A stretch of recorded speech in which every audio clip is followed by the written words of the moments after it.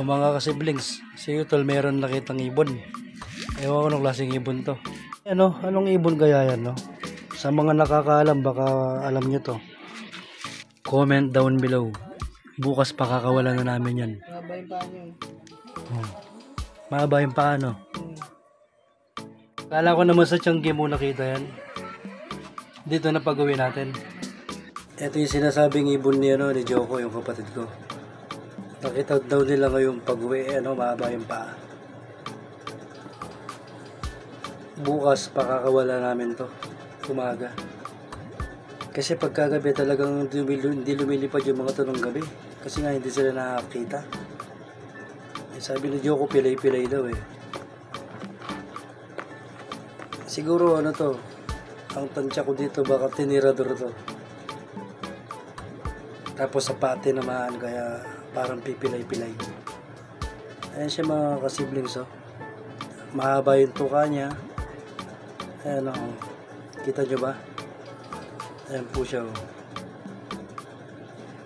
Ayan siya Hindi siya ganun kalaki yan pero kung ano mo parang kalapating sibong yung laki niya.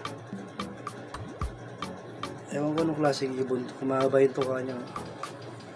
Basta bukas ng maga pakakawala namin to. Kawawa naman kasi naligaw lang to dito eh. Jo, kahit paliparan mo ngayong gabi yan, hindi yan lilipad. Yung mga ibon pag gabi hindi nakakita. Hindi nakakalipad? Nakakalipad din na?